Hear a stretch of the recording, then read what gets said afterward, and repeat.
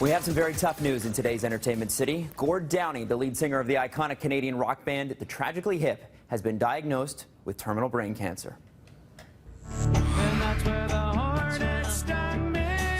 The band broke the news on their website, revealing Downie has been battling cancer since December. The statement says the 52-year-old, who has 4 children, has endured a lot of difficult times, and he's been fighting hard. The band will be going on one last tour, explaining, quote, "This feels like the right thing to do now for Gord and for all of us." The band will be releasing tour details later this week.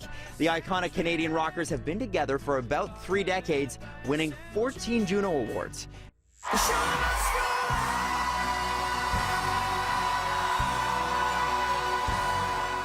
The show must go on, and go on it did, with Celine Dion's show-stopping performance at the Billboard Music Awards this weekend.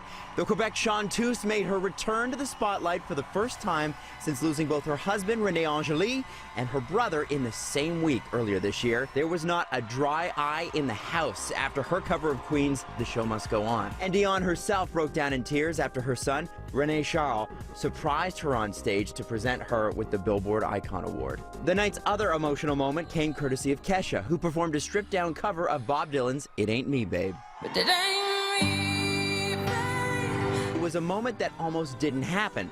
As we reported, the performance was initially nixed by her record label, which is owned by Kesha's former mentor, Dr. Luke, whom she's accused of drugging and sexually and verbally assaulting her. The night's other most talked-about performance belonged to Madonna, who turned the T-Mobile Arena purple as she paid tribute to Prince with the help of Stevie Wonder.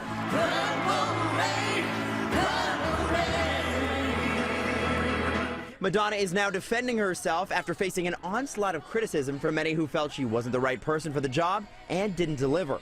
Madge hit back at haters on Instagram, writing, quote, "Anyone who wants to do a tribute to Prince is welcome to, whatever your age, gender, or skin color." Is it too late now to say sorry? Meanwhile, Justin Bieber's performance is being described by some as rather lackluster.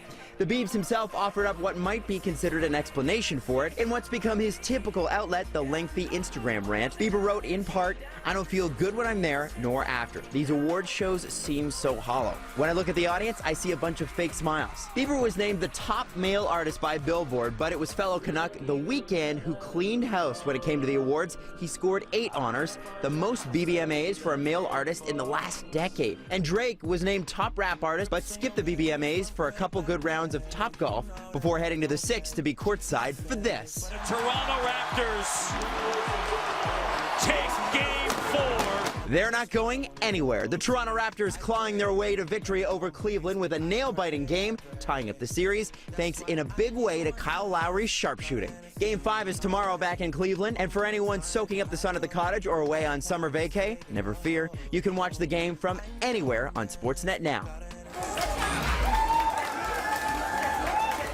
Xavier Dolan making a triumphant return home after being awarded the Grand Prix at the closing ceremony for the 69th Cannes Film Festival this weekend. Dolan received the prize from his fellow Canuck, jury member Donald Sutherland. The honor comes even after some very mixed reviews of Dolan's film, It's Only the End of the World. As always, you can get your entertainment news here first in the morning and anytime on Twitter @NCity.